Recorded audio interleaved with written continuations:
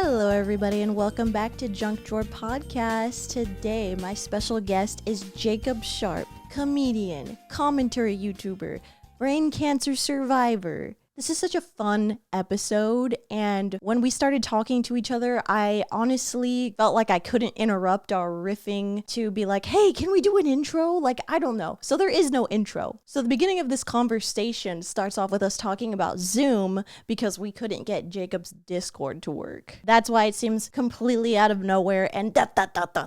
Now I'm over-explaining. Enjoy the episode. Oh, you have like a cool guy account. I wouldn't say cool, but I don't think anyone's been like, Zoom, you pay for Zoom? That's so cool.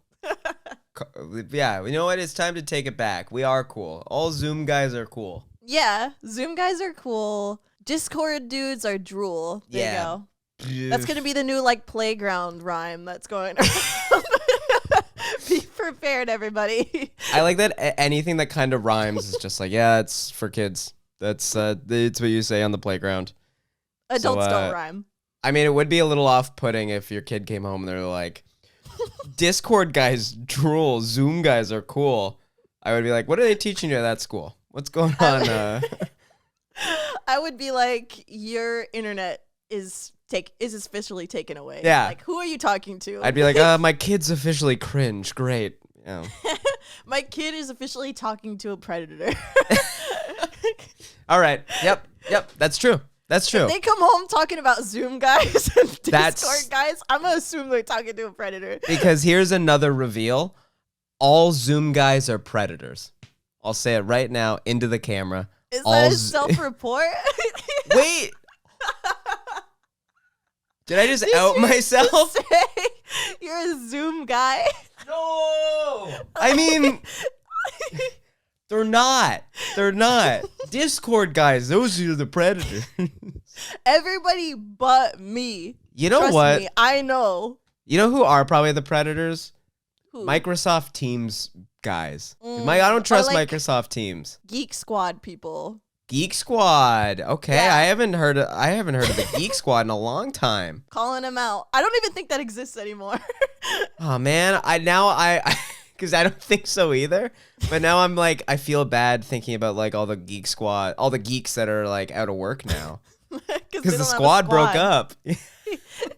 That's sad. We should make a Geek really Squad movie where they're like, we got to get the squad back together. And then they like break into a Best Buy and they start just helping people without being asked. If there's one thing I love in a movie trailer, it's them saying, we got to get the band back together. It's the epitome of like any like bad action writing, but it's the type of writing that it's so bad that everyone like starts to cheer during the movie. Like I remember I saw it was basically Taken, but it was on a train. And it was with Taken Liam. on a train? It was Tranken. Taken on. I got taken on a train. I got taken on a train ride, and I got taken on a train. Dude, I swear to God, it's like a movie that's set on a train. I can't remember what it's called, but it stars Liam Neeson, and it's basically like I think his daughter or something gets taken on a train, and of course it's Liam Neeson. Of course. Oh, The Commuter. I think that's it. The Commuter. I'm not joking. There's at the end of the movie, I saw it with Curtis and Dean. We saw it in theaters, and we were it was at the point where it was like that type of writing where they're like, we've got to get the band back together. I think it was like at the end of the movie they were like, we could really use you on the force, and we had called it earlier, like right before he said it. We all said it to each other, and then they said it, and it was like one of those moments where like everyone applauded in the theater because we were all like, this is horrible, but it's so funny at the same time. It's what bonds us. Yeah, screaming in a movie theater, like when it's like naturally like loud. Mm-hmm. Like I remember when I saw Get Out, like there was people who, like screaming like "Get out of the house." Yeah, they were saying the title of the movie. They said the thing that's what they wanted us to do. That's what they wanted us to do the whole time. That was Jordan Peele's master plan the whole time. He said, I'm going to get people to say the name of this movie. Truly a master of the craft, if you ask me. Mm-hmm. You know, the real shame is that nobody said commuter the whole time everybody was in that theater that day. Yeah, no one was like, bad. Commuter! No. But yeah, there was another part at the end of the commuter. I can't remember. I think it was like close to the name Spartacus. It was something like that. They were like, it was like they were looking for someone by this weird name, and all the people in the train start standing up being like, I'm Spartacus.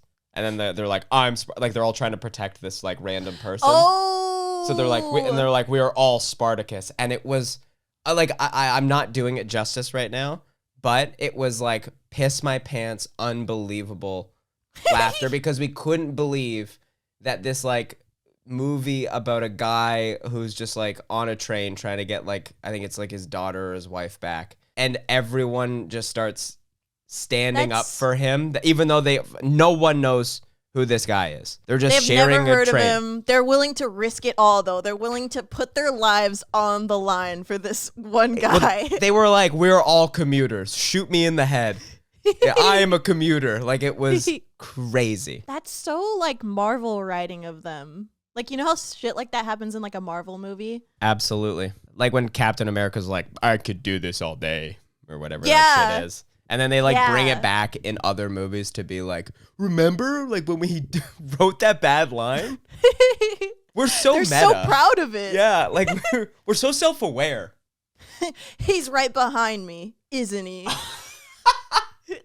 There's so many good ones. He's right behind me. That one, it's all, and it like kind of revolves back to like the cringe millennial thing. Yes, you know, Like, I'll let me get on my soapbox really quick. I'll defend millennials a little bit. So I'm not a millennial. I'm like on the cusp. I'm technically Gen Z, but I'm 24, so it's like I'm on like the kind of the older end of it. So are you you're 98. 98. Okay, hell yeah. I'm 94, so I'm fucking I'm old as dust. I don't feel like that's that old. I mean, I feel old, so I can just imagine that millennials feel really old. So yep. I kind of get it. Oh yeah. So I'll get on my soapbox real quick and defend the millennials a little bit. So I feel like a lot of millennials are a little bit stuck in like a certain like time zone of comedy, and that's why they get like made fun of so much. Mm-hmm. Like they get stuck in like the Tumblr like 2015, 2016, like this is random. Yeah, like, dude, everyone who's just like, like it's so, yeah, like the random, awkward, adulting, any of that shit. Adulting. Or like I know people who still will like walk into a room and be like, that just happened. Like they have no problem. That's so funny.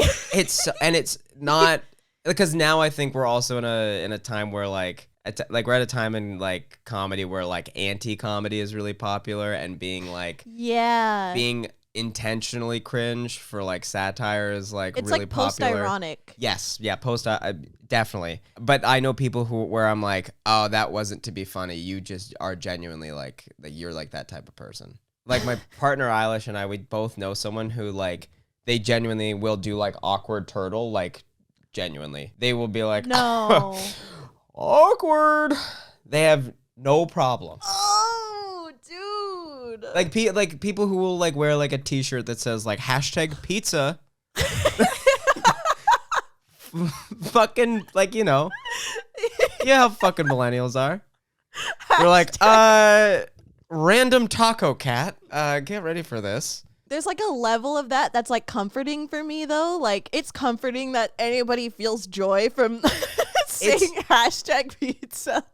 Dude, or like epic. Oh yeah. Epic is like, now I feel like I've said it enough times ironically that I am becoming like I'm reverting back to that a little bit out of comfort. Yeah, like it's just coming too naturally now. Like now it's I've said it so many times that I'm like, no, actually saying it is funny. There's nothing ironic anymore. It is funny. That's okay. I mean, I think comedy comes like full circle. I mean, it's not. It's like, because you remember like when like, okay, Borat is like a perfect example of this. Like I always found that like when Borat came out, it was like everyone was like, "That's my wife," ha ha ha. And then everyone was like, "That's not funny anymore." And then like it oddly came back a little bit. Yeah. Like again, like ironically, it was like that anti-comedy. I think it's fully back. Yeah. But like it's so funny. It is funny. And like okay, I was also just at like the Shrek rave. I saw that. Okay. For those of you who are listening and not watching this, there'll be like a picture of him at the Shrek rave, but for those of you who are just listening, what the fuck, like I saw this picture of Jacob at a Shrek rave, and you know, this isn't the first time that I've seen somebody going to a Shrek rave, and I've just felt like totally like out of the loop. Like I felt like, what the fuck is wrong with me where I'm not getting invited to a Shrek rave? Like, where are these happening? How are these happening? Like, where? I don't want you to feel like left out, and I don't want you to think that this was invite only. You can like okay, so Shrek rave I did not know about until my partner brought it up, and then we were like, let's buy tickets, and we took my sister for her birthday, and we thought it would just be silly and fun, and it was, but it's like it's a tour of like DJs of Shrek of touring. He's there. Shrek, okay, he is kind of there. He's there in spirit, I guess. I mean, he's always right here, dude. He's always right where it counts. Right where it counts. That's true. Right in your lungs. It hurts. But so it's this tour of like DJs that put on this rave, and like it was really cool. They had like a group of drag queens come out for I Need a Hero, and that's cool. They did like a big dance number. It was really cool. It was really fun. They had like 3 different acts, and it was really cool. And it was like at the point where like if you weren't dressed up, that was weird. Like that would it was everyone went like to the nines. Like everyone was pretty like done up, and it was like a good mix of people who were like, "This is hilarious," like LOL, like Shrek. And then there was people who were like, I'm genuinely here to be like celebrate Shrek. To celebrate Shrek, and I am a big rave person in general. I brought all my finger lights. I am here to like do ecstasy until like 7 a.m. Oh my god. So it was like a healthy mix, but there was one DJ who kept plugging his own like dubstep while playing while remixing like Smash Mouth or something. People still make dubstep? Yeah. Oh yeah. Well, this guy does. Well, that was what reminded me of this like cringe millennial thing. And he was like, "All right, guys, sorry to be random, but who's ready to hear some of my own music?" And then it was like, like it was like to the T dubstep. Oh like, my god. Like 2012 Skrillex dubstep. And it was just so funny because it was obviously not the time to plug your own stuff, because like at a certain point, and I felt bad, but while he was like playing his own stuff, people just started chanting Shrek. And it was like because I felt bad, because I was like, maybe he thinks he's Shrek in a certain way, where he was like, this is my moment to show you guys, a little bit about me. Maybe one day there will be like, I don't know what his name was. Maybe it was like Jason, but he was like, maybe one day there'll be a Jason rave, and you guys will dress up like me. And but unfortunately, it was just, I was just waiting at a certain point for him to like slowly like just like tear up a little bit. It was so uncomfortable, and it was just not the right time, and I felt really bad. I feel bad for him too, because I don't know, that just gives me like secondhand embarrassment. Like, and a lot. Yep. And I had done like, I don't condone drug use, and well, I mean, if you want to, I don't care. But I had done a handful of stupid little mushrooms, so I was in a at the Shrek rave. At the Shrek rave, which might have been a bit of a gamble.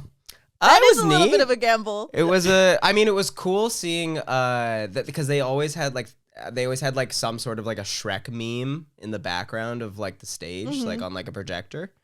So every once in a while I would look up, and it would be like, I don't know, it'd be like the like fucked up animated Shrek with like his mouth like all the way like fucked up one way, and I would be like, ha, like that's crazy. And then I would also turn and I would see like someone dressed up as Pinocchio, and it would be too real. And then I'd be like, I gotta go have some water and sit down for a bit. This is too much. That seems really overstimulating. I don't know. I mean, I've never done shrooms. I've only done acid once. So, and like the time that I did it, No I way. was just like in a room the whole time, just like chilling, like just like watching TV. So I can't really imagine being in like a setting where like there's people dressed like fucking Donkey from Shrek. Yeah. Like loud music. Like I think that might actually drive me insane. It was okay. So I've never done LSD. I'm a little baby when it comes to like. Some people are like, no, I've done it all, dude. Like I'm a baby. I'm not good at I thought being, I was like, a baby. out and That's like the craziest thing I've done. I don't know. That's well, like but like I think what it was. I had done like a not a crazy amount of mushrooms, but it was like I had done enough where it was like fun, but a little like whoa. But if I had done like a smidge more, it would have been like I would have been like we're all melting, and I'm not a real person, and I am Shrek, and I would have just started like grabbing people, being like, "Get out me swamp," you know. I would have been a bad guy. So I'm happy that didn't happen. But it was I mean said the thing. Yeah. Get out. Dude, they did a remix of What Are You Doing in My Swamp, and it was like 10 minutes of just what are you doing in my swamp? What are you doing in my swamp? And it got really fun, and then it got really annoying, and then it got really fun again. Wow. So it has a whole life cycle. You know, that is something that I've noticed about like rave music is that like every song is just like way too long. And I've never been to a rave, so I don't know what it's like in the environment, but it just seems way too long. I've never really been to a rave either. And then I heard people being like, this is not a real rave. Like there was people at the rave who were like, I go to raves. This is not a real rave. And it was like a just rave funny. like gatekeeper. Yeah, like a rave purist. Like they were like, trust me, I know raves, and then they would do like a weird like thing with like their finger gloves or whatever. Trust me, I know raves. Trust me,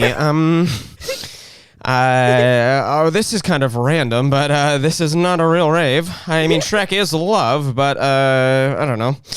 Anyways, Neon Cat's lols. I guess I'll go Ken has cheeseburger now. Yeah. Ken has cheeseburger. Okay, to me, that's a little bit post-ironic to me now. I can see a Ken has cheeseburger meme. Yeah, I think we all Ken has cheeseburger, you know? We Ken has cheeseburger. We can. We truly, you know, and that's something I think people have been trying to answer for a long time is Ken I has cheeseburger, and I think we've finally gotten to a point in society where it's, yeah, you Ken has cheeseburger, dude. I've been seeing like the equivalent of old millennial memes, like just redone in a different way too. And okay. And I just kind of wonder if like there's always like a question like, is Gen Z humor ever gonna be like the thing that's like, oh, like that's so cringe, you know? I don't know. I think that's a really good question. Because I think Gen Z, I think they might be too self-aware to become like extremely cringe, you know what I mean? Or like yeah. I think Gen Z is so conscious of itself. And what's the new one now that like is like there's like another generation now below Gen Z. Yeah, who's the new guys? The new guys, I don't know. The new guy, like I feel like it's only gonna get better, and there are gonna be like Gen Z's too cool to become like a meme of itself later on. Yeah, I mean, I just feel like they've been on the internet, or I shouldn't say they, because technically I am Gen Z, but yeah. like, well, I like guess that. I'm kind of the middleman, so yeah, I you're like see both sides. Yeah, you're like I see the neon cats, and then I see the bestie.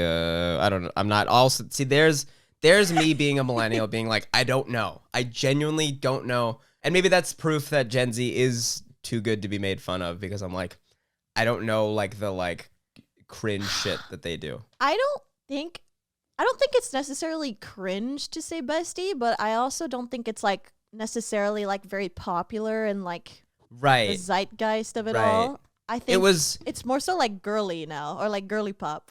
Yeah, I saw someone tweet. I think it was like it would have been like maybe a month or so ago, but they were like, "Let's go" is the male version of bestie. like bros like screaming like. Is that what like, you guys do? I mean, can you confirm or deny that? I don't know for sure. Like, I don't really scream "Let's go" a lot. I'm not a big like fucking, I'm not like a real person or anything. Like, I'm just like I feel I don't know. Okay, hold on. I'm like I feel that I feel like lately I've just been like I feel like a ghost. Like, that's like truly how I feel right now. I'm just like I feel like a ghost of a person. I'm just floating around and watching stuff.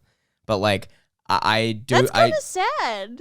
No, but in like a fun way. Like, I just feel in like not in like a way of like I don't feel like a like I always just make that joke self-deprecatingly, but like anyway, what I was gonna say. A bomb where you're like, I'm a hollow of a person that I used I think to what be. I was trying know to no joy.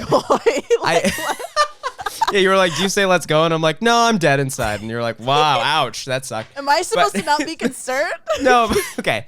But I think I was getting at is like, I have never felt like comfortable in like masculinity or like new masculinity. Like, because I know that that's always like changing and stuff. And like most guys now aren't like, don't cry or else you're fucking gonna die of like I don't know. Of gay. Yeah, you're gonna be gay, and then that's gonna kill you one day. Actually, that's like it's I don't know. I even like when like new modern like mask folk, I'm like I still feel like I don't fit in. Yeah, I mean I feel that too, and I mean, I don't know. I feel like there's a lot of different categorization happening with everybody where I'm like, Yeah. it's like, I'm this type of person, I'm this type of guy, I'm this type of girl. And like, when it comes to all that stuff, I'm just like, I don't know. Can I has cheeseburger? Can I has cheese?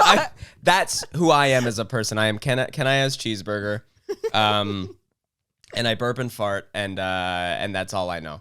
That's all I know. And then sometimes I watch my phone until my eyes start to bleed, and sometimes I put on Pokemon in the background and I turn my face into a pillow and I sleep for days. If there's something I'm good at, it's definitely oversleeping. Like, I could just keep Really? going. Honestly, yeah. Hell yeah, dude. Okay. I'm so envious of that because I can't just keep sleeping.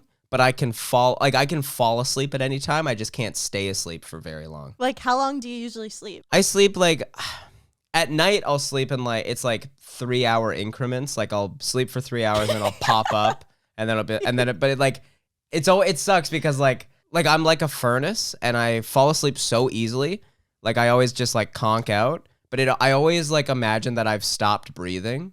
This is always my biggest like not even fear, but I'm like this is what I think happens. I just stop breathing, and then after like 3 hours, my body's just like, and then I like wake up and I take a big breath and I go right back out. Like because I sleep so heavy, like I'm dense. Like it's like when I try to sleep, I'm like, huh! Like it's all like a very intense sleep.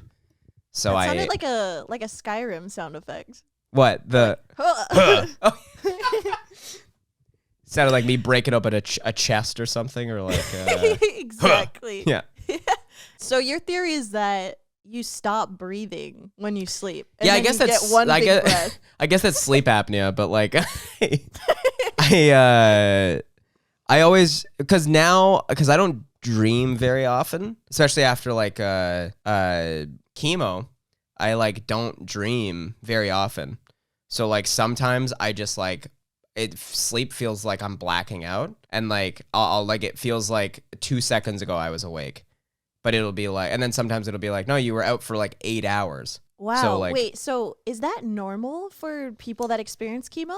Usually, I mean, from what I've heard, like there's some people that like they're fine. I think it's case to case, but like for the most part, most people stop dreaming. But like my dreams just haven't like really come back yet. Do they know why that happens? I don't know. I haven't looked into. I'm sure there is like some sort of study on it, but I haven't really looked into it. But sometimes when I take melatonin, I dream, and yeah, it depends. I have like 2 dreams a month now.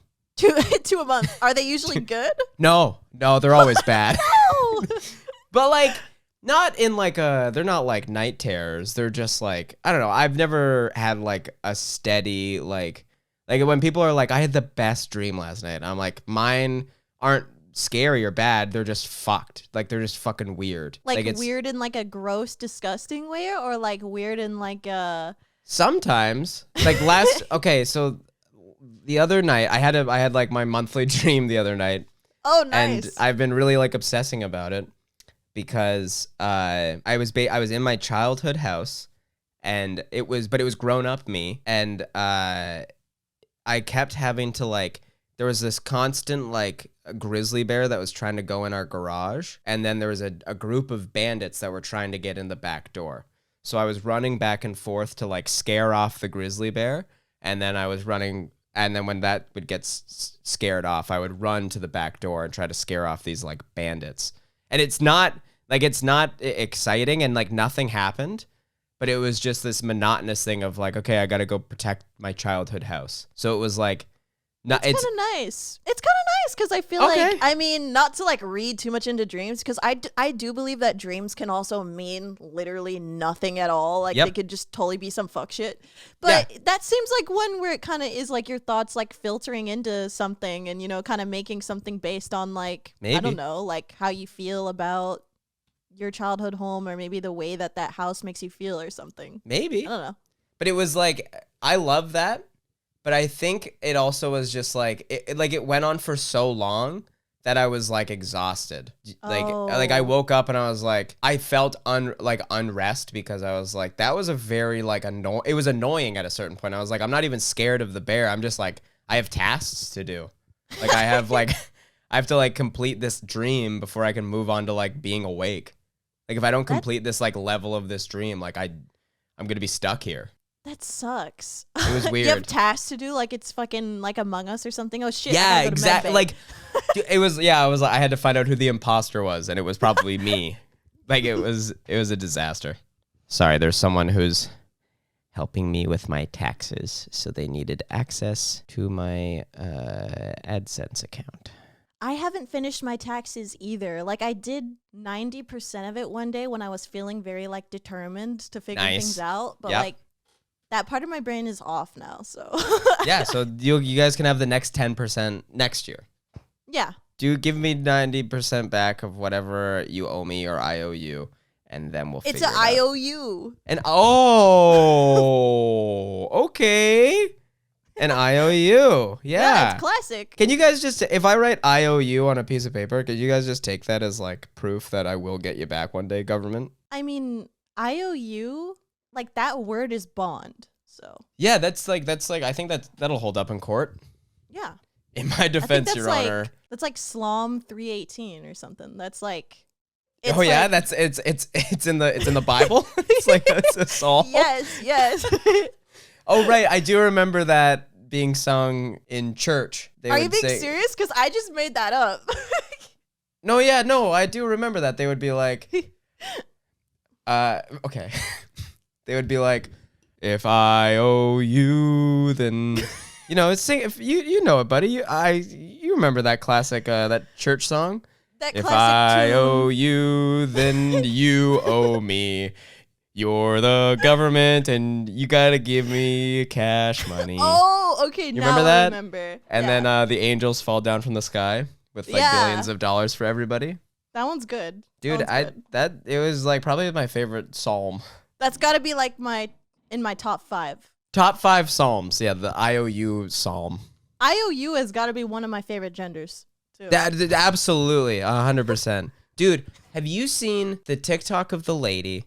I can't remember what the guy's name. He's one of these like guys on TikTok that like goes and interviews like Trump supporters and stuff. And I'm already like. And he's like, so you think that Trump's still president? And then they're like, yeah. And like, I don't feel bad for like the Trump supporters. I'm not like being like, leave them alone. But like, I don't know. I think the like street interview thing is just like, I think it's getting a bit much. Like it's a bit invasive. Like I roll my eyes every single time I see that. Like it doesn't even matter what it is. Like if you're interviewing people on the streets, I'm just tired. That being said, I did do it once.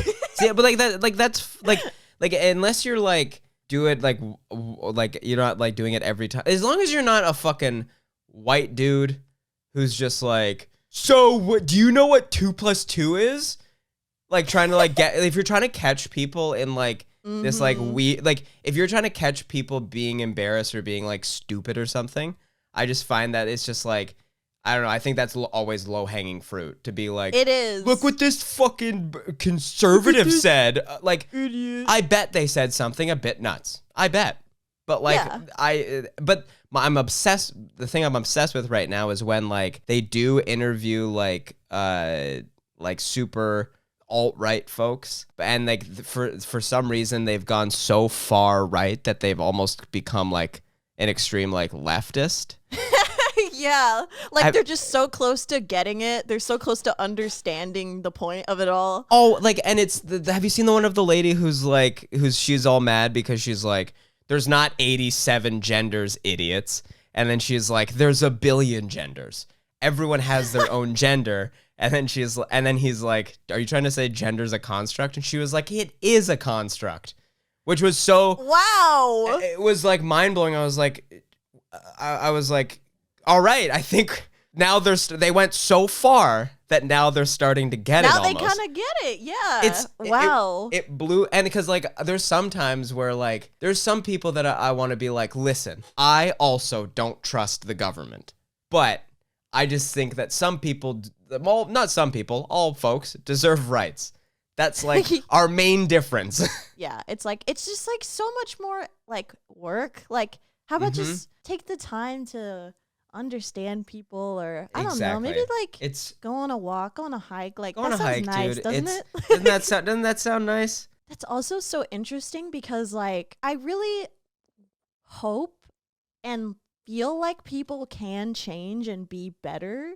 So it's like somebody like that who like went fully all the way around and like basically just explained a concept that we're like, yeah, that's literally all we're saying. Like, right. I wonder if there's like a degree of like, okay, so are we gonna like explain to her like what she just said and why that makes sense? Or are we just gonna kind of be like, oh, she said the thing, you know, she's so dumb, you know, like, I don't know. Nobody should be expected to have to explain all this to anybody, but at the same time, like just doing like the gotcha stuff only isn't exactly helpful. Like maybe if you're gonna do a gotcha, maybe also do a explain ya. Yeah, explain ya. I like that.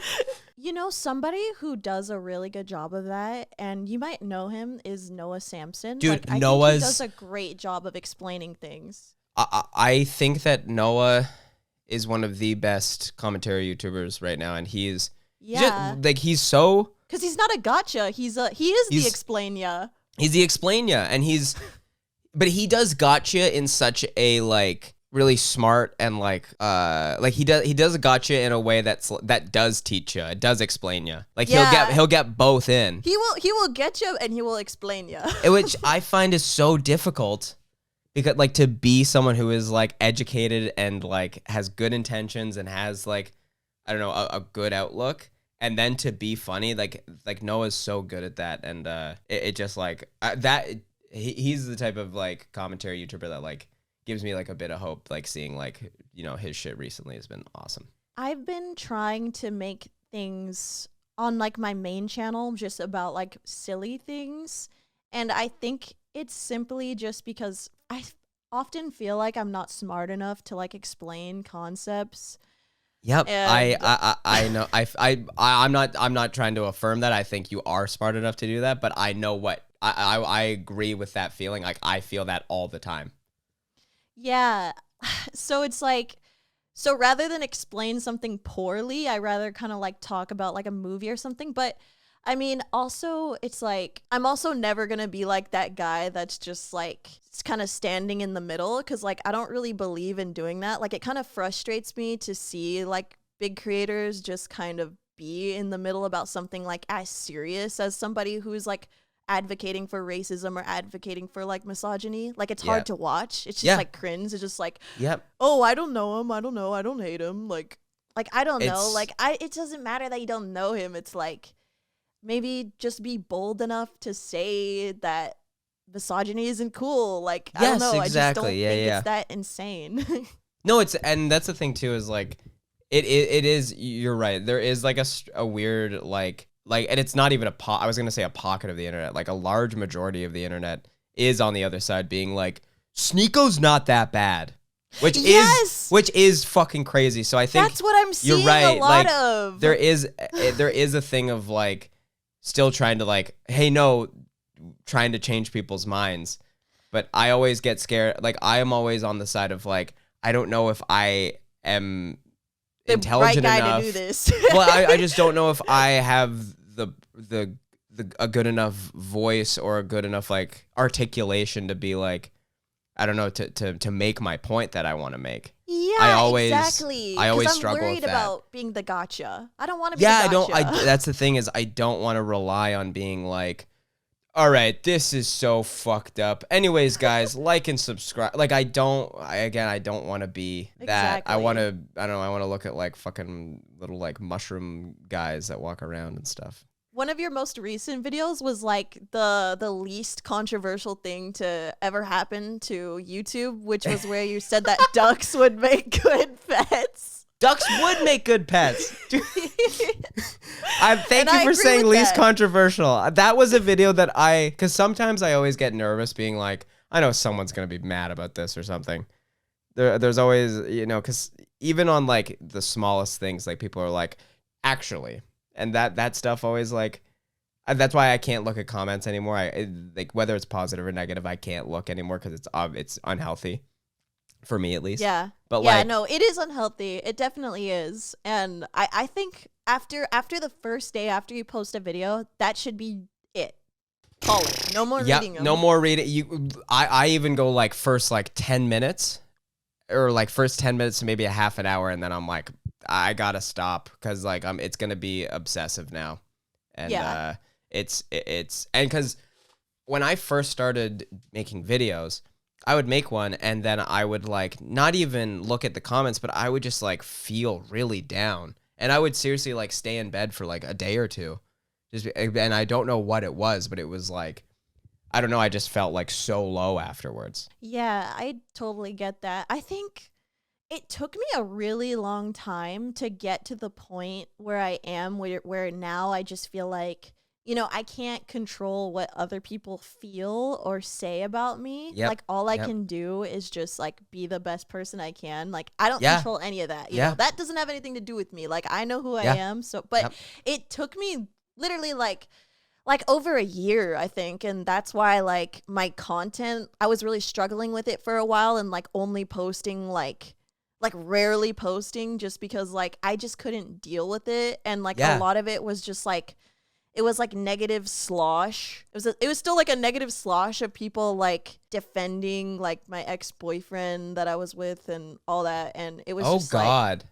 It was just very tough. But now I'm just like, if anybody even says that, I'm just like, wow, you're still on that? That's like fucking like, That's old news. can you like Yeah. go learn how to make like salsa? Yeah. Or, like, Can you like get a hobby or something? learn Like, how to can you do start the like, tango. yeah, you should doesn't like, that sound I don't know, nice? like go read or something or like, I don't know, get your own relationship or life to like Yeah. complain about. Like that's, Exactly. I don't know. Like, yeah, it's loser behavior, and like I just don't give a fuck about it anymore. But definitely at first, yeah, I totally did. I was totally like in bed. I was like, like Yeah, just like throwing dude. myself on the ground. Yep. And it was even like, even when I saw, and when I do, and like, okay, I'm not gonna complain about like seeing like nice stuff. Sometimes, No, you like, can. That's sometimes- too much too. sometimes it's too much, and like it's like that'll like, I don't know. I'm trying not to do things that like temporarily boost my happiness or like my serotonin or whatever. And I feel like sometimes like I will seek out like really positive comments to like make me feel better about myself, but it's so temporary that even afterwards I like drop. So like that's, I don't know. That feels like such a weird thing to like be like, I can't look at nice stuff. It's too much. Like that's Well- so, I don't know. I think that was a bit pompous of me, but like, No, it's I don't know. okay. Do you know what I mean? Like, I think reading too much nice stuff for me, like please comment nice stuff. By the way, please, Everybody, only please comment do. nice stuff. Positivity is like the only thing that I think we need to comment on stuff. I don't For like. sure. like, I don't think I can't remember ever leaving like a mean comment on a YouTube video. Like, I think I've Dude. left like constructive criticism for people, but it's Yeah. never been like mean. So it's just unrelatable to me for somebody to like just like go in somebody's comment section and be like, "You're ugly as fuck. Bye." Dude, yeah, like the amount of times like when I've done videos, like I remember I made this is like maybe a year and a half ago. I made a video about like male Karens or whatever. Mm-hmm. And like the amount of comments on there that are like, what does this fucking guy with painted nails know about being a man? I was just like, this is not even like, that to me is like another cringe millennial thing when people were like, no, gay is bad. Yeah, like when people would just describe things as gay like all the time. I mean, to me, unfortunately, no one's ever said that about me, but like I would take it as a compliment. 100%. Because like I'm bisexual, so it's like, or pansexual. I don't know. I use the words interchangeably. Yep. Don't know why. But basically, I could just be attracted to anybody. But the point is that if I'm not exuding that energy, I'm like, what am I doing wrong? I want right. Like, I want all the gay people to follow me. Dude, absolutely. I want every comment to be like gay, gay, gay, gay, gay, gay, gay. Yeah. But like, yeah, it's always so funny to me when people are just like, and maybe it's, I don't know. Okay, it's just funny when people are like trying to inflict like gotcha bullying, like fucking roasted you in the comments. Like, I don't know. I think that's such a funny, like weird W to take, being like, ha ha, nice try, idiot.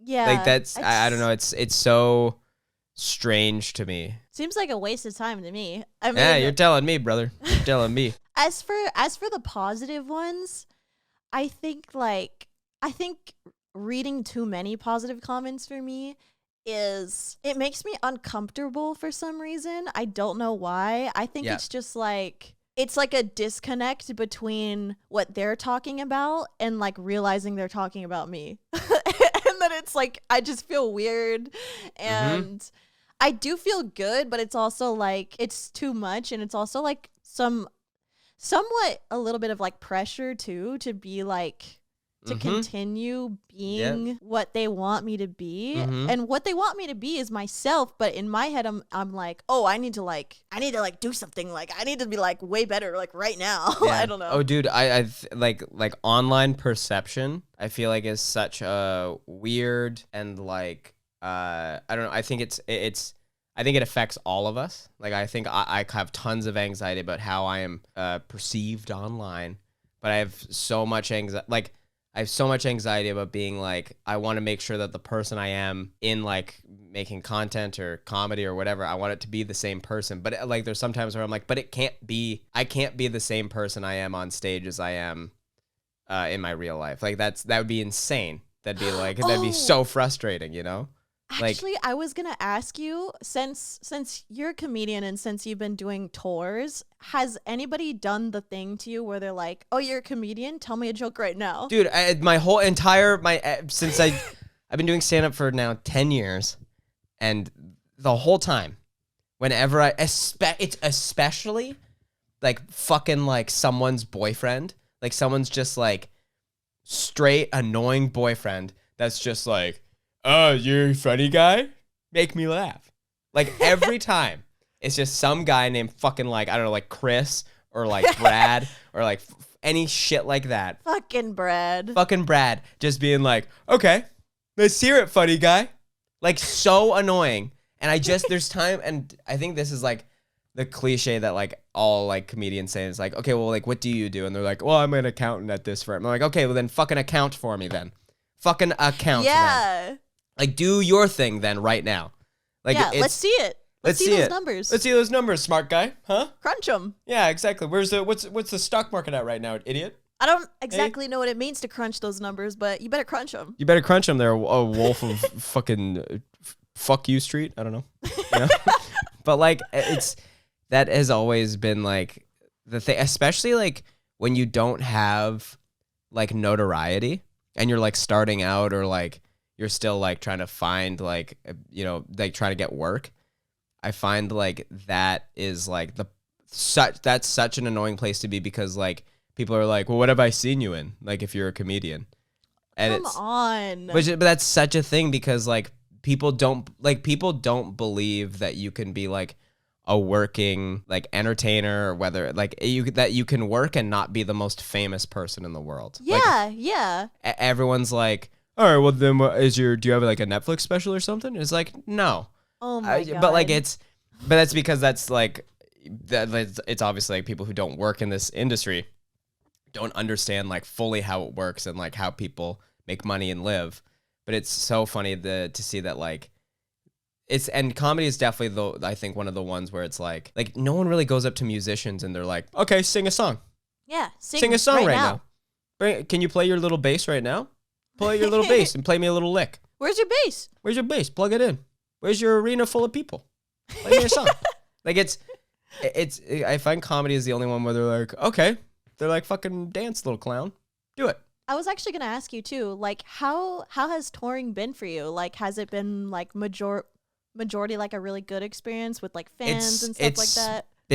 It's an experience that has changed my life forever. For meeting people, it's the coolest thing ever. I really, I don't know. I love meeting folks after shows, and I love talking to people who like, whether they've know my videos or like know me through Curtis or like anything like that, or like it's just cool. And like the amount of people I've been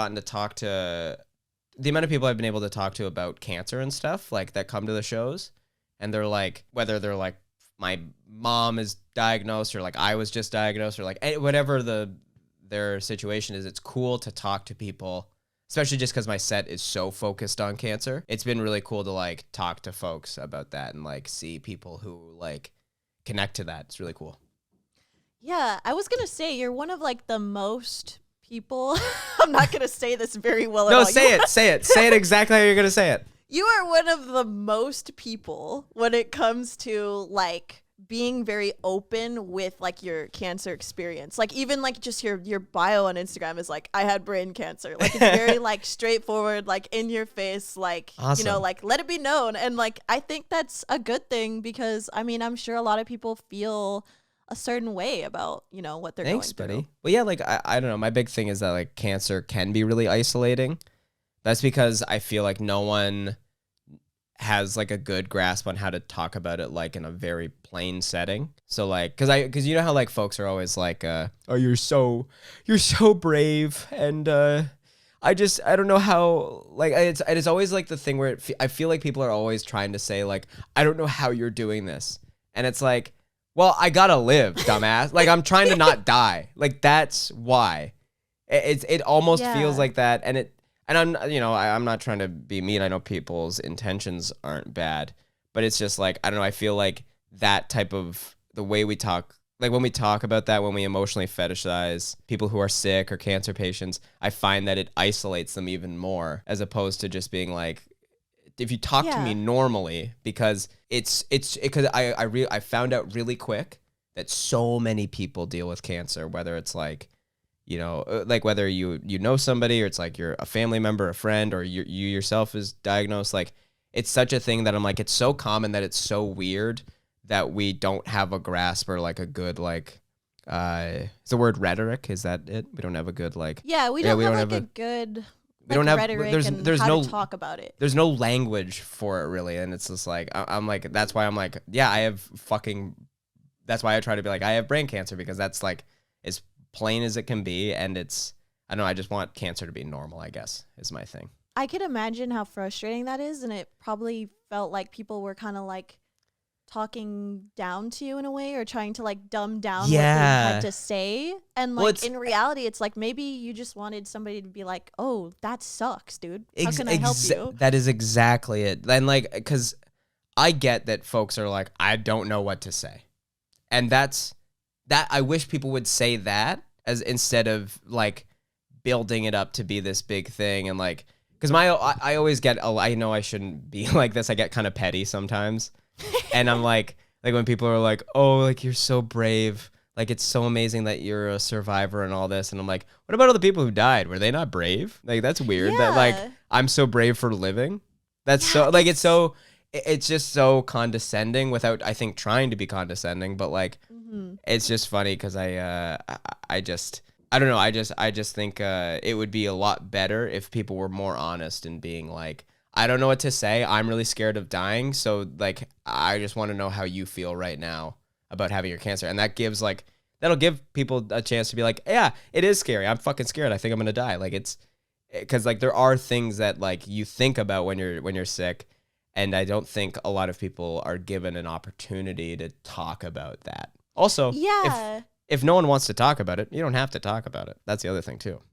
Yeah. Like I feel bad. I don't want people to be like going up to people being like, Jacob talks about jerking off in the hospital. Did you ever jerk off in the hospital? Like I don't want people to do that and like start being like asking people to be too vulnerable. But like, I don't know. I just wish there was more of a comfortable conversation. For sure. I think that, I mean, I could imagine that maybe people who do have cancer probably feel like they can't say anything because they're making the other people feel uncomfortable. And then that makes them feel like they shouldn't say anything. Yes. Which is even more uncomfortable though, which is so funny. Yeah.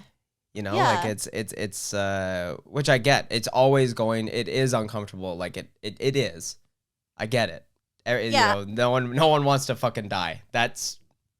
I'm right there with everybody. It's weird. It sucks. But it's like a thing where I'm like, I don't know. I'm always just like, yeah, like if you are honest about it, as opposed to being like welling up with tears, being like, this is really hard on all of us. Like, don't do that. Don't like build it up so much to where the person feels like, I don't know, like they have to be this brave, like warrior, like, yeah, like this is our fight. Like we're doing it. Like, I don't know. Because sometimes I'm like, this isn't glorious. Like I'm just sitting in a fucking hotel room, or not a hotel room, in a hospital room, shitting in a bedpan right now. So I don't feel very brave, you know? You know, cancer is so common. I can't say that, you know, I haven't experienced being around somebody who went through it myself. I mean, my mom had skin cancer when I was like 12, 13. And I mean, of course I felt really bad for her, and I never told her this and never will, but it was pretty traumatic for me as well, just because of the surgeries she went through and stuff. And I was taking care of her, and like just quite literally like part of her face was like missing, and it was like very traumatic. So absolutely, but, like, I feel for that. So I mean, people need to feel like they can talk to people, and they don't have to just, it's okay to just be like, I just want to listen to what you have to say because I'm uncomfortable and I don't really know how to help, but like, exactly, tell me, buddy. Exactly. And that's but like that, and that honesty like will be so helpful to the people going through it, you know? Exactly. But that's wild to hear about your mom. I know you just said like you would never talk to her about it, but like, do you think there would ever be a time where you would be like, that was fucked, like to your mom, or like maybe like I should. My mom is kind of like an interesting figure though. Like she's kind of a character. So okay, she's a bit of a kooky lady. She's kind of kooky, yeah. She's a little hard to talk to, I would say. Like, okay. It's so hard to explain to people who have never met her. Like, I tried to explain this to my boyfriend, and then when he finally met her, he was like, "Oh, I get it." But like before that, he was like, "What do you mean?" Right. He was like, "Sounds like you're kind of being mean to your mom." Yeah, and like then he no, met her I'm and he not was being like, mean. Like, yeah, okay.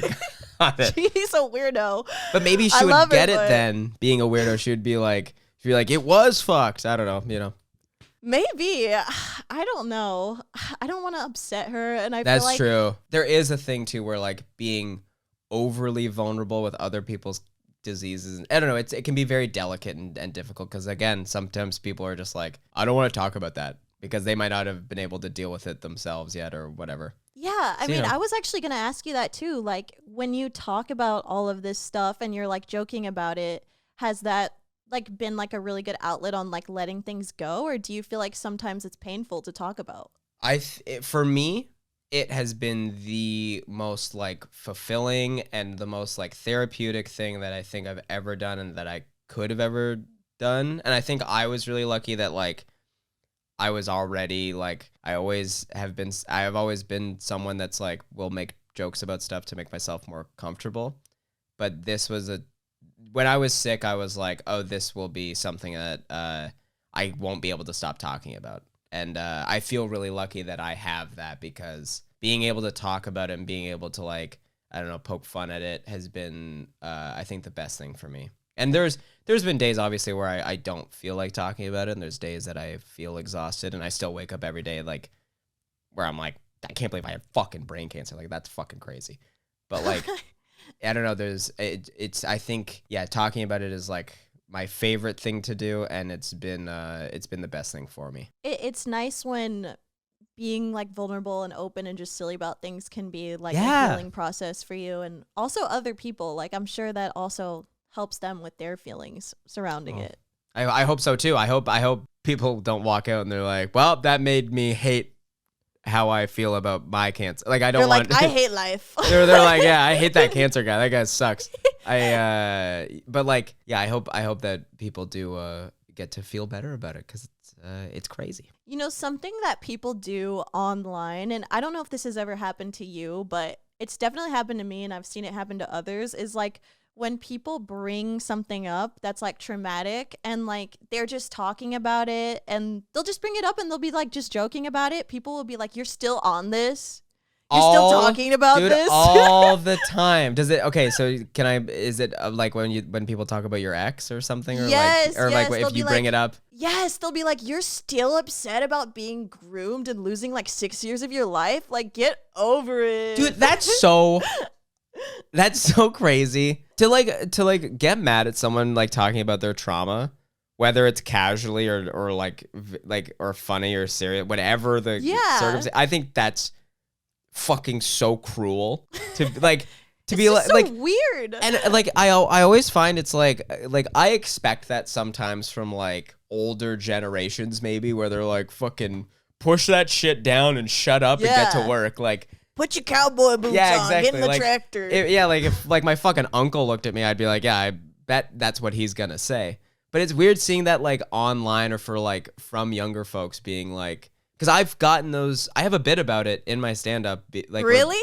Oh, dude, because like I start by being like, I'm gonna talk about cancer the whole time, and like I'm like, you know, sometimes I get DMs and stuff that are like, we get it, Jacob, you had cancer, let it go.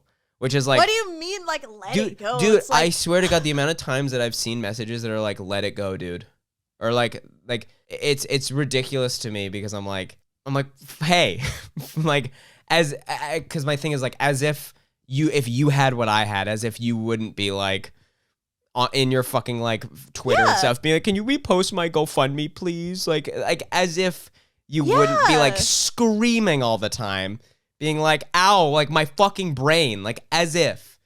Dude. You're saying that you would be like, no, I'd probably shrug that shit off and like be fine. Like, shut up, as if you wouldn't be doing that. Yeah. As if you would.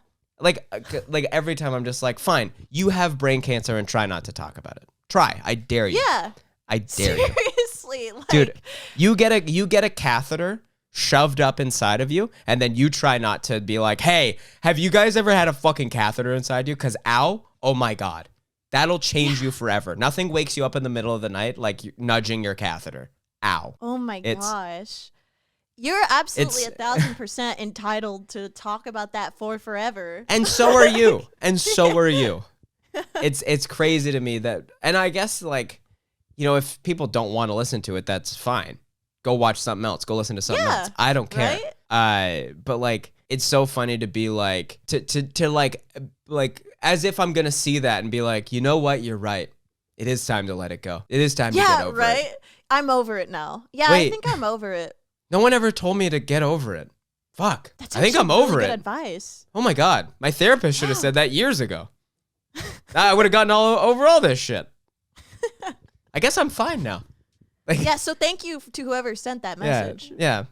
And if they ever get cancer, get over it. There you go. Just return right back. Get over it, dude. Do you ever like get like I don't know, I just find that sometimes I get really like cagey, and I kind of anticipate when people are going to be like that.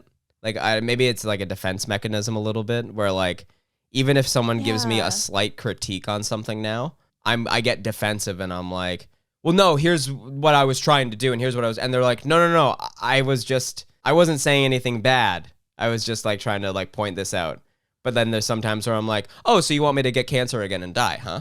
And they're like, no, I was just saying that like your audio was a little choppy in this video. And I was like, oh, so you think that I'm a liar? Do you think like I'm a fucking piece of shit liar, huh? So you want to kill me? Yeah, like That's I find pretty crazy, buddy. yeah, it's kind of crazy. Oh, so you're gonna try and murder me, huh? All right. 911, please. My friend hates me and wants to kill me. Wow, I can't believe you put that online where everybody could see it. Yeah, kind of cringe. No, I mean, yeah, I wouldn't say I take YouTube comments too personally. I think Right. I do take it personally though in real life. Yes. When people come up to me and like it's not these people's faults. No. But like there's people that have been unaware of what happened to me in like the course of the whole last like year and a half. Like they have no clue. Last time they ever saw me was in some goofy like fucking meme on TikTok. Okay, they have no clue. They think they're coming up to me and they're like, dude, it's like that girl from like the meme, like that's so like. And I it takes everything not to get defensive in it. And I won't lie, like sometimes I do. Like sometimes I think I could handle it a little bit better. Like I think sometimes I literally have guilt trip people in real life for coming up to me about it. But good, like there's times where like I don't know, because I think when you are like whether you're like being like a meme or like making content or like when you are this, and this I think this goes back to like the way like the fear of being perceived or whatever.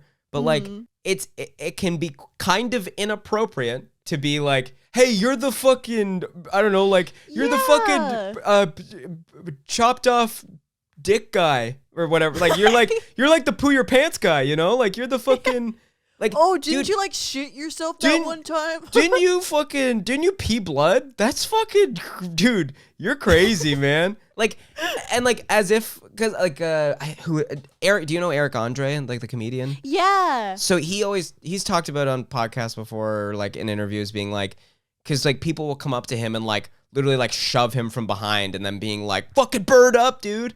And then he's like, okay, man.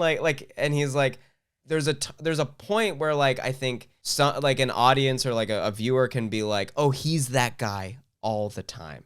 Or they're that way all the time.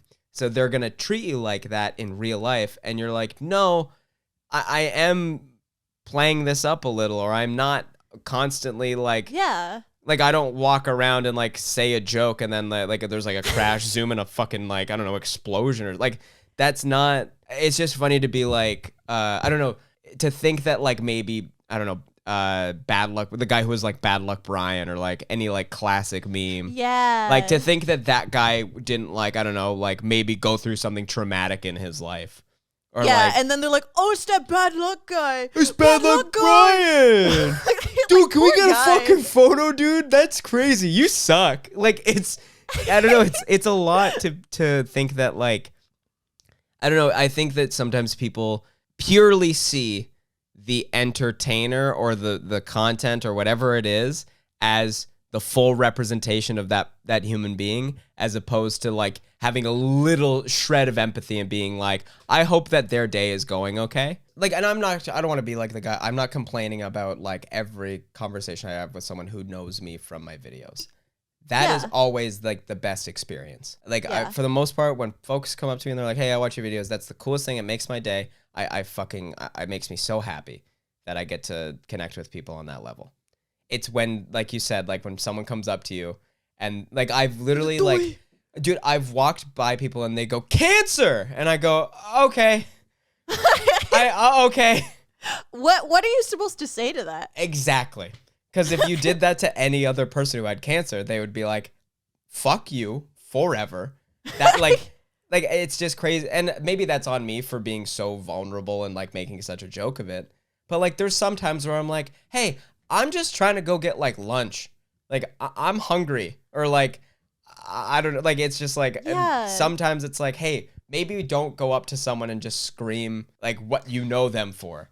Yeah, it's a lot better to be like, hey, you're so-and-so. I'm aware of you. How are you? I'm this type of person. I'm this guy. Yeah. Like, even if that is your joke, like, it kind of doesn't make sense to just, like, scream that at you. That would be, like, going up to, like, a musician and, like, singing at them. Like, singing at them. Yeah, have you sing their entire song? But hey, it's Lizzo. I just had a DNA test. Yeah. You saw Lizzo and you're like, I also play the flute. Or whatever, whatever flutes do, As a stand-up comedian, I mean, I just always wonder, like, if there's ever been a time when you're performing and you, like, forget what you're supposed to say or what you were supposed to do. There's times.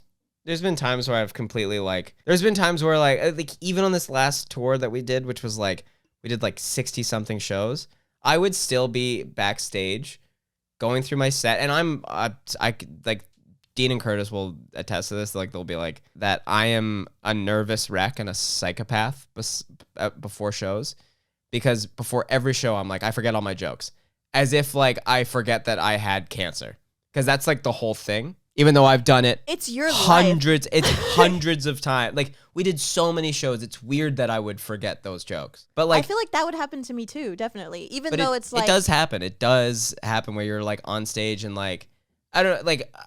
Luckily that I've been doing it like somewhat long enough that like I have like things that help me, you know, get through a set if I'm lacking, or like there's times where like I just miss an entire part of a joke and then I just move on. You write it down on your hand. You're like, and I'm like, oh, this is all sweaty.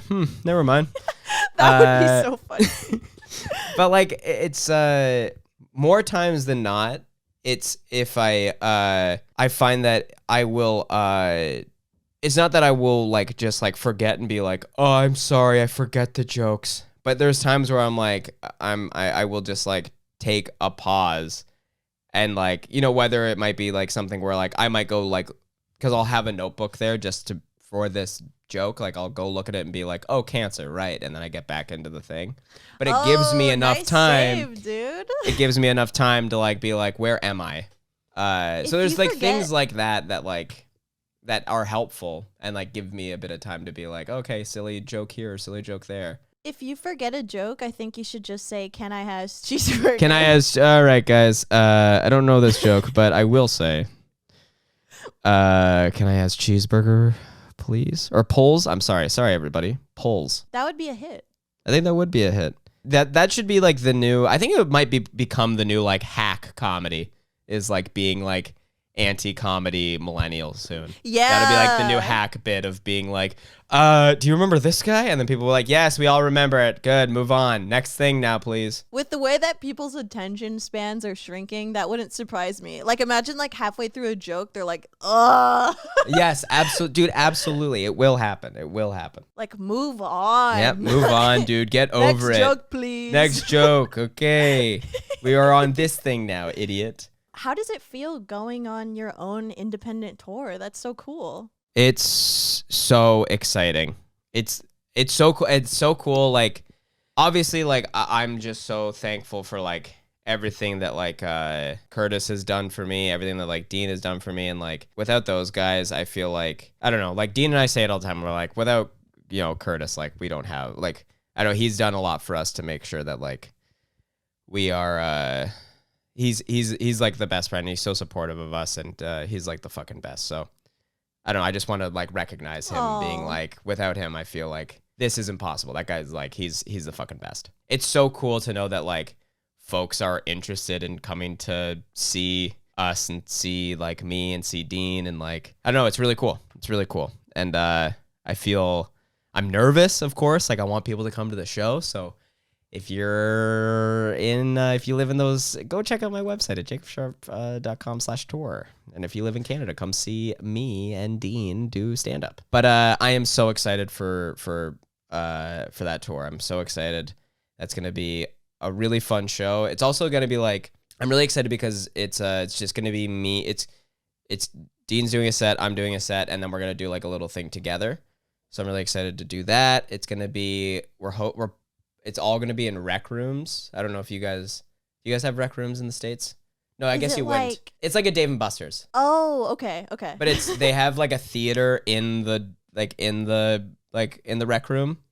So it's like a video game like bar like Dave and Buster's, except they also have like a theater. So like we're going to perform there, and then like Dean and I will probably just play video games all night. But like, that's so interesting. To be fair though, I haven't been to too many comedy shows, so I don't know if like in the United States, like there's also like a ton of like maybe like the equivalent to rec rooms. I've only seen Steve-O like once. So no way. Yeah. When did you see Steve-O? I saw him, gosh, this had to have been like 2-3 years ago. Okay, because last time when we toured in November 2021, and a lot of the venues we did, Steve-O was also doing. You know what's funny? At that same Steve-O show, I literally saw Eddie Burback there, but I was too scared to say hi. No way. Yeah. Oh, you should have. I'm sure Eddie would have I know. loved that. I was like, no, I can't do this. Oh, no way. Oh, well, I'm sure he would have. Eddie's a sweetheart. He would have been happy to say hi. Yeah, he seems really nice. Cool guy. He's one of the only people that I think I haven't really met yet. So that's like Okay. on my like list of people. Like Hey, I'm there like you go. collecting all of the commentary YouTubers like Pokemon cards or like a gauntlet, like an infinity gauntlet. So like after after we became mutuals, I was like, okay, I got Jacob. Like I was like so proud. I was so Hell happy. yeah. Dude, yeah, you got to get like you're going to start collecting like legendaries, like pseudo legendaries. Like it's going to be crazy. Like collecting shinies of commentary YouTubers. Exactly. I have like Animal Crossing like amiibos of you guys, like That's little guys. really like, funny. Yep. Well, I did have one more very important thing to tell you, and Good. it's that Go for it. It's that I love that you call people buddy. That's like, Aw, I really? don't think I've ever been called buddy before in my whole entire life. Like it should be more What? commonplace. Really? Yes. All right. Yeah. Okay. Well, I'm gonna call you buddy now forever. But Thank like, you. I don't know. That's so weird to me because like I call everyone like I like calling my friends buddy. I don't know. It's fun for me, and it's nice. I don't know. Like, Oh, I've that's never awesome. had people call me that, let alone like a guy. I feel like guys don't usually like address girls as like buddy, but like you saying that made me feel like so comfortable. I was like, I trust Jacob because he called me his buddy. Oh, great. Well, you are my buddy. So like that's awesome to hear. That needs But, to like, be more commonplace. Like Yeah. I believe in buddy supremacy. Buddy supremacy. Whoa, yeah, buddy is like it's S tier, I think. That's like fucking like it's top shelf. Like it's Definitely S tier. yeah, totally like God tier, I guess. Like just like kind of like Totally like God tier. yeah, just kind of like I don't know, it's kind of like I guess like a poggers saying, I guess, if you will. Kind of like I don't know. It's kind of very. Yeah. Well, yeah, you're telling me, buddy. I guess. Anyways, Yes, you are. I love. It's now ironic. It's like the irony of dabbing is now becoming again unironic. Where like. I don't love know. it. I love dabbing. It's hilarious. I don't think I can do it yet. I'm not at that point where I'm like, this is funny if I do it, but I love seeing other people do it. No, but if you're like, well, just so you know, I did a thing like that. I think that works. Kids love dabbing. Little kids think it's hilarious. Or like, dude, shooting or whatever. Dude. Or like the Fortnite dance, like kids fucking eat that shit up. They love it. They love it. And you know, dude, kids are so easy to make laugh. Like yesterday I watched the Mario movie in theater. Yep. And I was sitting next to a kid and literally like in a trailer before the movie even started, there was like this fully like this movie is for old people. It was like an old people movie. Yep. And like there was a joke about like a pet peacock being made into like a turkey, like they accidentally ate the pet peacock, and this kid was like, "Oh, that's so funny." Like he literally said, "That's so funny." That's the best. That's the best. But like it's true. Like my sisters are. I have two sisters that are 3 and 4 right now, and That's cute. they like. But I love hanging out with them because like they're like the bar is pretty low for comedy. Yeah. And I'm like, dude, I fucking kill. Like with my 2 younger sisters, like I fucking like all my bits killer. Like they like whenever I like I'll like poke their bellies and make a fart noise, they think it's the funniest thing they've ever heard. Cuz farts are new to them. Yeah. So it's like and then they like when you poke their belly, they're like, "Well, that's silly." They like anything silly, or if I like make a goofy face, like they think it's nuts. Or if Little I do face, they know that farting never gets old. it never gets old. It never gets old. It actually only gets funnier and funnier. It's killer. It is killer. It's still... It's a perfect bit. It's a perfect. That's the thing. If you ever forget a joke, and I'll say that to anyone who's getting into stand up, if you ever forget a joke, make a fart noise and then just move on. I don't think I've ever made a video without the fart echo. Dude, it's the fart with reverb sound. Perfect if it's a thing where you're like, that joke wasn't that good. Add the fart sound. It becomes acceptable and even good after the fart reverb, you're like, oh my God. I think you're the king of comedy. That's how I feel. I mean, literally I did one video standing up where I never stand up in videos, but I just tried to do one standing up. And after that, I was like, for some reason, I was like, dude, I'm like the queen of comedy, dude. Like, I'm so funny. Like, just standing up with a microphone makes you feel funny for some reason. Yes, it do you does. Feel that way? Yes, always. Because it's just innately silly to be like, to stand up and be like, all right, I have some goofy things to say. Like, it feels so unnatural that it just becomes funny. Yeah, like it is. Like to just be pacing around a room, saying like, just like being silly. I don't know. That just makes it so much more funny. Like, and that's the thing is like the amount of times where I'm just talking to no one. At a certain point, like it does go to some people, like and like they watch it on YouTube. But before that's all edited and everything, I'm a guy in his room, just saying what he thinks is funny. Like it's really insanity to me where I'm like That's so true.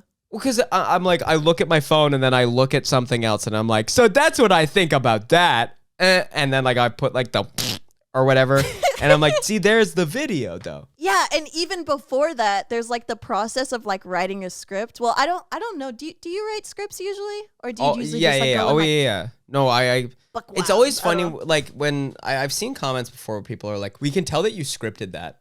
I'm like, really? Yeah. I'm like, yeah, good. You should. It's like, it's I don't know. It's like, if you come see me do stand-up, do you think that that's all off the top of the head? Yeah, like do you think just made it up? Do you think that I went up and I'm like, all right, what am I going to talk about today? Like, of course it's scripted and thought out. Like, I think that's so interesting to be like, yeah, wait, are Oscar award-winning movies scripted? They didn't just improvise that? That's so embarrassing. Like, wow, that's so weird. I'm not going to watch that anymore because I know they didn't just come up with that. You had to write that down? You couldn't just think of it? Ugh. All right. Better luck next time. The process of even, like, writing a script is funny, too, because it's like I'm writing down... Like, I'm literally writing down, so then this happened, and then I'll put, like, the little asterisk, I'll put, like, the little star in Google Docs, and then put fart sound effect. Yup. The amount of times that I'm like, or like, I'll put in, like, not even, and this is why maybe I'm like, I think sometimes I am a lazy person, I am a lazy writer, but, like, I'll just be like, I'll put not even fart sound effect, I'll be like, funny sound effect here. Not even, like... You got to find something that would be silly right here. Like, it's not even that specific. It's just like, oh, just worry about it later. Yep, and I'm just Figure like... out that sound effect later. Yeah, and I'm like, or I'll be like, Jacob improvises here, or Jacob... You Jacob write says, that in there? I'll write, Jacob says something funny. I have done that before. Be like, say something silly here, which is crazy. Does that work? Like, is it okay when you go to record? When I'm half the time I'm recording, I'm like, what the fuck am I trying to say? Like, I was like, I should have done this. I shouldn't have played Pokemon for 2 days in a row. I should have written this down. I've never fully accepted that I'm gonna have to improvise some things the way that you do. Like, and I think when I write them, I think I pretend like, oh, this is probably fine. This is probably enough. But then when it comes to recording, it's like, no, that's not even close to being enough. Like, you need to make something up right now. Half the time, I'm just like, that's nothing, man. What did I think like at the beginning of the week? You wrote 2 sentences. I was like, that's nothing. That's barely anything. Or sometimes where I'm like, I said the same thing 4 times. Great. And then I get to the edit and I'm like, I have to cut out like 5 minutes of this shit because it's me saying the same thing over and over. I mean, that's all it really is sometimes. That's true. Me being like, whoa, that's crazy. Anyways. That's fucked up. I'll see you guys next time. I try to too, and I barely started live streaming like a couple weeks ago, and initially that was like horrifying to me to like think like I have to be like funny and people are watching me like right now, like I just have to make something up. That was like horrifying to me, but now I'm just over it. Now I'm just like, yeah. Oh yeah, you do find like, you know, comfort in it. Like I remember there was times like when I first started making videos, I would get like shaky, like I was gonna go up on stage or something. Yeah. Like, which was nuts to me because I was like, it's literally all in my control. Yeah. I get to control exactly what is said and put out. You can just and I would be speeding through stuff and I'd be like, oh, blah, blah, blah, blah, blah.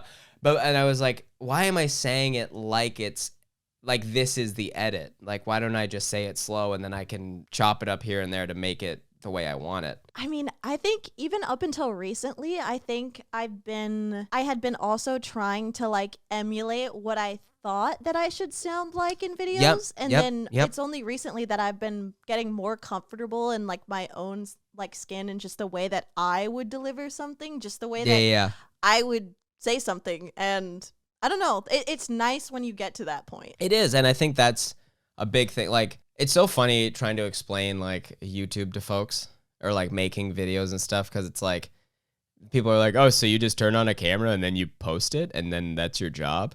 And I'm like, yeah, but it's also like it's this other thing of like trying to find your voice, trying to make sure that it's funny, trying to make sure that you like it, trying to make sure that other people like it, trying to make sure that it's interesting, engaging, funny. Dude, thumbnails. Choosing a topic, the thumbnail. Thumbnails to me is like thumbnails is like an art of its own. It's like a whole. Oh yeah. It's crazy to me that like there's a whole system that takes in certain aspects of an algorithm to show it to certain people at certain times. That's fucking crazy. People think that thumbnails are becoming more obsolete because of how when you scroll through YouTube on your phone, like they show you like the first like couple seconds of the video rather than lingering on the thumbnail too long. Oh yeah. So you know, that is interesting too. And like the hover aspect, I guess. Yeah, like that does relieve like a little bit of stress from it, but it also gives me stress because I don't like change. Yeah, neither do I. Dude, just stay like that. Stay like that. Like I just got used to that. Me and my boyfriend a couple months ago were hanging out with his grandpa, and we were like airdropping him like a bunch of stuff on his phone to like mess with him. We kept sending it. That's okay. Do you know how the new update has a thing where it's like you can only have it public to everyone for like a few minutes? Yeah. That's he because had his of on for some reason. But that's because of people like us who are like, I'm gonna send this photo of some guy's fucked up foot to everyone on this plane or something. Like that's the reason they did that. Disneyland needs to see this image. Dude, you guys are gonna love this fucking meme of Carl Weezer. And it just says bottom text. Like everyone's gonna freak out if they see I that. want you to see this video of Donald Trump saying Obama and Joe Biden saying soda. Yep. I want you to see I want everyone to see the don't come. I'm gonna come. I want everyone to see that. I'm gonna come. I'm gonna come. So funny. It's that was actually a pretty good impression. I'm gonna come. Like it's I can't stop watching it. I hate that guy, but man. It's such a funny video. That is a perfect out of context video. Anyways, wait. So what I was saying is we were airdropping him a bunch of pictures of like different emojis. Yeah. Like, you know, like funny emojis, like ones that aren't real. You know what I mean? Like the ones where it has like this like they'll be doing stuff and it's like crying and shit. Yeah, like red eyes. Yeah. I have a ton of them saved to my computer. Me too. And he was like, stop changing. He said, no. Stop changing my emoji. Oh, poor guy. So he thought that by sending photos and seeing it like big blown up, he was like, no. Do I have to use this forever? He thought that like he was getting his designated emoji changed. It was so sad, but so funny. So innocent. There is innocence with older folks on their phones where they're like, I can't read it. Can you just like, make it like huge? Yeah, like the text on their phone will be like huge. It's like one letter at a time. Yes. I love like where it's so loud and it's like the one that's like someone smashing an xylophone basically. It's like dude, like it's so loud because they're like, well, sometimes I don't hear it. Dude, old people never use vibrate for some reason. I don't Never. understand why. Or I think sometimes they do. They just don't realize. And it's like, and then they like, it vibrates and like, what the fuck is that? Like they forget that they have a phone in their pocket. It's that startling. Yeah. But yeah, I mean, I guess the moral of the story is like, stop changing people's emojis. Stop changing people's emojis, dude. Stop fucking with Grandpa's phone. He just got it. He just figured it out. Stop messing with his phone. I wish they would do that once. Like Apple would be like, here's all like the fucked up meme emojis. Yeah. They should do that. Even if it was just for like a week. Like, can't you just give us what we want for like a second? Because then it would normalize it and then we'd be over it. Yeah. It would be done. Yeah, for sure. Then it would just be like, okay, whatever. We gotta find new jokes now. We gotta find new humor. Yeah. It's like when they like start to like, I don't know, when you start to see like meme culture and like commercials and stuff. And it's over. And they're like, yeah, trust me, guys, Taco Bell is not chuggy. And then you're like, all right, well, that word's gone now. That word is gone. That's done. It's dead. That's done. It's dead. Because you're using it to sell Crunchwrap Supreme, so I think it's done now. I only think that like memes that come from companies are funny when it's unintentional. Like the Whopper thing. That is so funny. Yes, super funny. Because like it's funny because they don't really know what they did. Yeah. They don't know.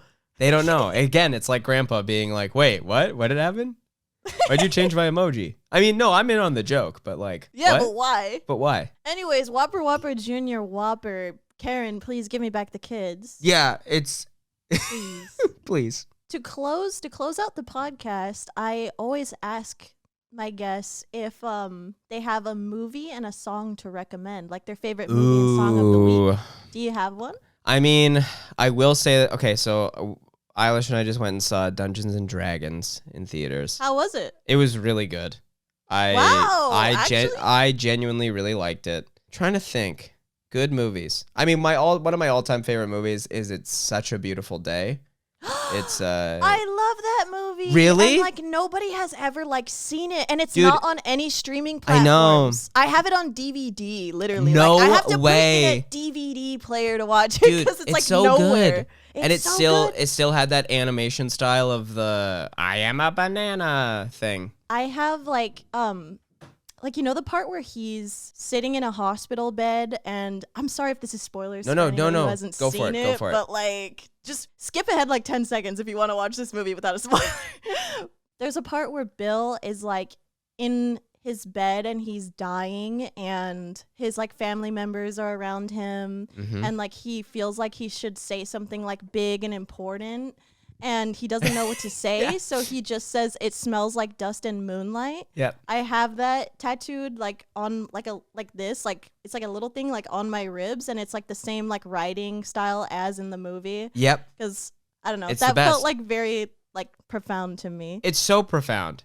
There's so many things in that. There's things that are like so subtle and so dumb that I scream laughing, and then there's things like that make me want to like bawl my eyes out. Or like the thing where he's like walking by the guy and he wants to say like what's up, or he wants to say how are you, but he ends up just going away. That movie is like the epitome of how I feel sometimes walking around. And like I watched it again when I was sick, and I was like it like changed my entire perspective about like being sick and like what life means and stuff. It's a fascinating movie. I think it's amazing. Wow, so you had seen it before you got sick, and then...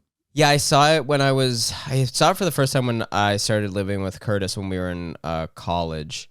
And then I saw it again when I was sick because I was like, oh, I haven't seen that movie in a long time, and I think that'd be nice. And I watched it in the hospital, and then I was just like, yeah, I think this is going to change me a little bit. And wow. It was amazing. It was amazing. I can't imagine like watching that movie in that situation. Dude, so well, the scene where it's supposed to be him driving through the night, and like the voice just like, and he keeps driving and driving, he keeps going, and then it like dips into that. I don't want to spoil anything, but like it dips into like he like the morality of like, or the immortality of him and stuff, and like all that like crazy shit. Like I was like, it unlocked a lot of like stuff with like nihilism in myself of being like, oh, it's kind of like all a joke and it's all like, you know, we're all gonna die and all that stuff. And like, but it just like, it was really good for me to watch when I was sick. It was really cool. Jacob, it's so crazy that you just said that because I watched that movie with my boyfriend and he lost one of the most important people in his life to cancer. Oh, no way. He specifically pointed out that part as being something that he felt like reminded them of her, like reminded him of her and like her experience with cancer. So it's just so interesting that you said that. Like, I feel like that's something like that really speaks to people like who are like suffering from an illness. Absolutely. You know, that's so interesting. Wow, that's incredible. I mean, like that. I think that's an intentional part of the movie, though, is like to show like this person who's going through a sickness, and then it shows like how normal his life is and was, and then it ends with such like a grandiose thing where like I don't know. It just like for me, it's like every time I watch it, I feel like I take something away that's like brand new. Yeah. And like, but yeah, like that scene especially, I was like I related to a lot. So that's interesting that like your boyfriend was like that reminds me of that person. That's so fascinating. Yeah. Favorite song? Song? Or new song right now? Switching the subject. Dude. Hold on. Actually, let me play you guys a silly sound effect so we can feel a little better. Okay. Number 12. You can't hear it because it's on my roadcaster, but just pretend you can hear it. And my song is right now. So I just finished the show Shrinking, which I really enjoyed. I know that people are like, I've heard of that. It's like another like Ted Lasso type show. It's like made by the same people. But it's all about like therapy and stuff, and it's like it was real. I thought it was really interesting. But the opening song is it's called "Frightening Fishes." I think it's by the guys from Death Cab for Cutie, but Tom Howe and Ben Gibbard. I've been listening to my buddy Freddie Dredd. He's the fucking coolest. I've been listening to a lot of Freddie lately, and I would say, oh dude, I've been listening to "Hello" by the song "Hello" by Martin Solveig and Dragonette. No, I don't. I'm gonna listen to that after this though. It's like a fucking pop song from like when I was in high school, and I've been listening to it a ton lately. Dude, you know this? Yes, I do know that song. I just came to say hello. Like, dude, that song rocks. Dude, that fucking rocks. You know, I love listening to music like that, and especially like Calvin Harris, or if I feel so close to you right now. Like, dude, if that comes on, dude, so good. It's the best. Like, there's some songs like that I'm like, no, that's like a good song. Like, I don't care if it's from this time, but it's a good song. It's good. Gotta be in like the top 100 songs. I'd say, fuck it, dude. That's right fair. There with fucking Crazy Frog by Axel F. Yeah, I'll say it. By the way, why does Crazy Frog have a penis? He used to. It was taken away because they realized that it was for kids. This is what they've taken from us. That's what they've taken from us. That there was a frog that used to have a penis, and his name was Crazy Frog. And then there's I can't believe the liberals took that away from us. They took his dick, man. They took his dick. These fucking libs, these lib cocks, they took Crazy Frog's dick. You can't say anything anymore. They took Crazy Frog's dick. It's so fucked up. Things are so fucked up right now, dude. We're so that's why we're so divided. Yeah. There's people who are pro Crazy Frog dick, and then there's people who are not pro Crazy Frog dick. That's not okay. That's crazy. More like Crazy Hog, you know what I mean? Because of his hog. But another one that I've been listening to is Together Again by Janet Jackson. That song's been hitting lately for me. Okay, this sounds like a banger. I'm gonna add it to my likes. I haven't heard it though. It's a juicy one. It's a juicy one. I love it when 90s songs have that classic like Yep. Like that like old techno like this is what dancing was like in the 90s. Like Love we that. we would all put on like our thin sunglasses and we would all go to the club and do 90s ecstasy and dance. That's such a fun era, dude. I'm sure there was lots of things wrong with it, but from an outsider looking in, I'm like, dang, I wish I was there. They're gonna say the same thing about Shrek Rave in like 20 years. Mm-hmm. It's gonna happen. It's gonna happen. Damn, I wish I was there is one more song I wanted to. I've been listening to a lot of Ice Spice lately too. Ice Spice rocks. Oh, she's cool. There's a song called Shine by Bishop Gunn. It's like a country song, but it's like, I don't know, it's really sweet. I don't know why, it just makes me feel really good. It's also the intro song for Theo Vaughn, his podcast. I was listening. He had Neil deGrasse Tyson on recently, so I listened to that episode. And wow, that's I had never really listened to his podcast before, but I was like, I'll listen to Neil deGrasse Tyson. I think Theo Vaughn's, he can be either really great or he can say some pretty wild stuff. So but that's I'll the give intro. that a listen later. It's a good song. It's a good song, and I was shocked that it was the intro for his podcast. When somebody actually has a good song at the beginning of the podcast, that's shocking. That's crazy. That wasn't It's like nuts. It wasn't made on like Ableton by like a friend or something. Like that always blows my mind. Yeah. Like the very really good song in the Dude. beginning now goes crazy. Crazy. It goes fucking hard. Nuts. It goes fucking hard, Balls. dude. It goes balls to the wall, if Balls you will. and cock just out. To the wall. That goes cock to the wall. Last thing we always do is I tell everybody to clean their fucking room, and then you get to tell them in your own special way. You could be nice, you could be mean, you can Clean your room. Is that a Jordan Peterson reference? It's not. I actually barely found out that he has said that in the past, and I was like, well, I don't give a fuck. Like, I'm not gonna stop saying that. I think I'm gonna reclaim it. Reclaiming it is, I think, the move, because I've seen that guy say that, but I think fuck him. Fuck that guy. I fucking do not like that guy. I think he's a bad guy, and I think he's doing a bad thing for men. I think he's an F-tier philosopher too. He is. He he's says, a like, shit. some cringe shit like where they're like Tinkerbell is the symbolism of sex, and Peter Pan is the I don't know. Yeah, I don't like that guy. Some stupid shit. I wanna punch him in the fucking head. Yeah, you know what? Here, I'll say this. How about clean your bum? Can I say that? Okay, everybody. So why don't you get out there, clean your bum, dude? Because that's how you that's how you got to go through life, dude. You can't be going through with stinky, shardy shit. But if you are, true. you always have a chance. Even if you have a dirty bum, you'll always have a chance to clean it. I'll always give you that chance, guys. A lot of people wouldn't give you that chance, so No. be grateful. I'm all about second chances, third chances even. I don't care how much diarrhea you have. You'll always have a chance with me. Exactly. Yeah. Except for Jordan Peterson. That guy does not get a second chance. That guy has to Fuck live with his Jordan dirty Peterson. bum.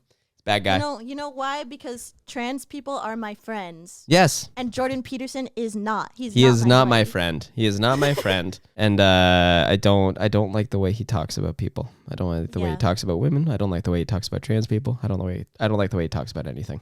He's a bad guy. Exactly. But anyways, we can end on a better note. Clean your butt. Thank you so much thanks so much for having me on, Nikki. This was awesome. I fucking love this. Thanks for coming on. And Hell yeah. I'll see you guys next week.